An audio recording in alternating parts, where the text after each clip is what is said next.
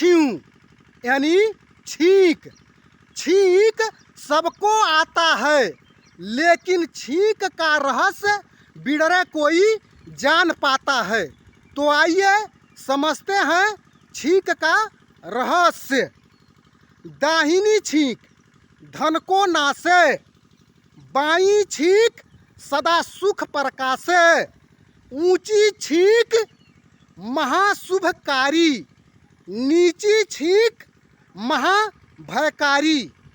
अपनी छींक महादुखदाई, कहें भंडरी ज्योतिष बनाई। अपनी छींक राम बन गएहू, सीता हरण तुरंत भयहू। अब दाईं छींक, बाईं छींक, ऊंची छींक, नीची छींक, अपनी छींक और सीधी छींक किसे कहते हैं, इसे भी समझना बहुत ज़रूरी है। तो आइए अब इसे भी समझते हैं।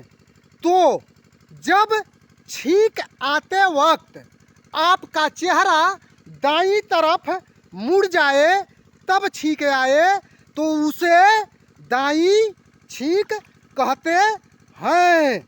इस छींक का रहस्य यही है कि आपका धन किसी न किसी बहाने से थोड़ा या ज़्यादा खर्च होगा यानी नाश होगा।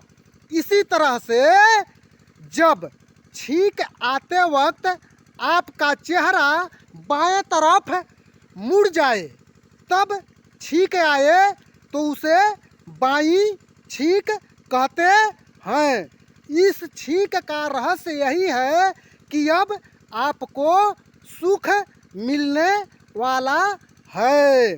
इसी तरह से जब छींक आते वक्त आपका चेहरा ऊपर मुड़ जाए तब छींक आए तो इसे ऊंची छींक कहते हैं।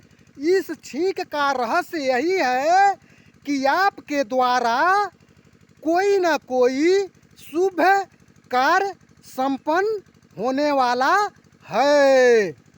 इसी तरह से जब छींक आते वक्त आपका चेहरा नीचे के तरफ झुक जाए तब छींक आए तो इसे नीची छींक कहते हैं।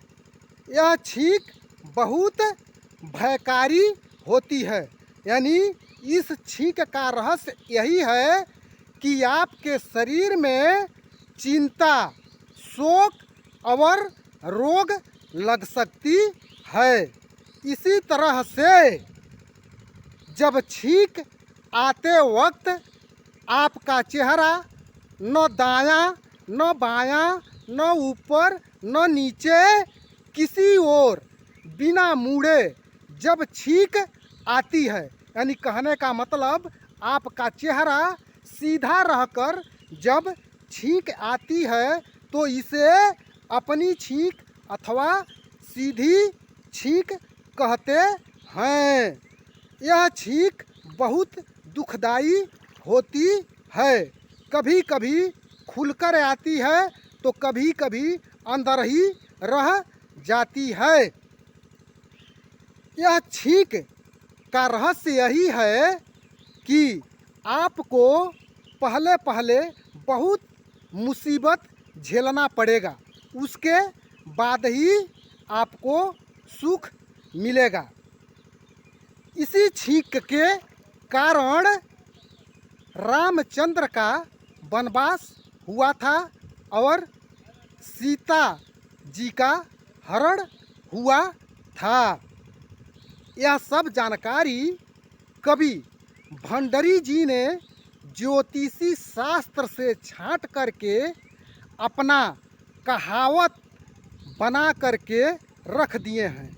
उसी कहावत के आधार पर मैं आप लोगों को यह जानकारी दिया हूँ। अगर यह जानकारी आप लोगों को अच्छा लगे तो like, comment, share, follow, repost अवश्य कर दीजिएगा और साथ ही साथ मेरे YouTube चैनल को सब्सक्राइब करके सपोर्ट भी कर दीजिएगा। धन्यवाद, धन्यवाद, धन्यवाद।